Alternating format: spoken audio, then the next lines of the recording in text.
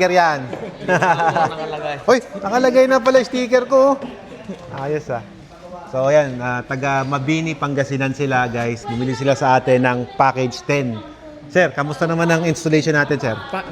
Sir, masaya kahapon doon talagang masaya yung installation kasi kalog din yung mga yung mga nag-install. Yes, sir.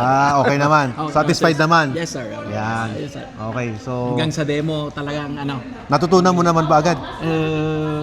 natutunan naman, sir. Kahit naman. Meron namang i-ikan natin.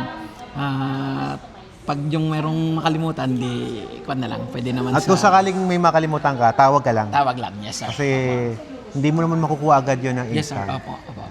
Si ma'am, happy naman si ma'am.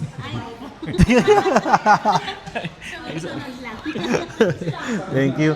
Natikman ko yung yung longganisa eh. Yes, sir. Salamat ha. Actually, sir, hindi kami nakapagdala ngayon kasi sa Monday pa nga ang plano ko. Okay Kaya lang, okay lang. Diba, sa next na kuan ulit, sir. Okay lang. Anytime naman, pag makakapasyal kami, pwede naman. Gumagawa kami sila mag-drop. longganisa, guys. Ayan. Tapos yung anak niya nakapollow daw sa atin. Anong pinapanood mo sa vlog ko? Lahat po. Lahat. Kahit yung negosyo? Opo, dito nakapalo po ako. Aba, magiging negosyante ka niyan. Laging pinapanood yung vlog ko. Anong pangalang water station mo, sir? Kuan, sir, yung Aquaria.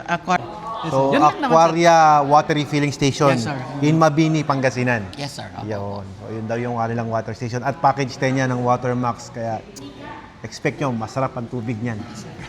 Thank you, boss. Yes. At pagpunta ko doon, Yes, sir. mag-uwi ako longganisa. Yes. Pabili ako. Opo, yes, sir.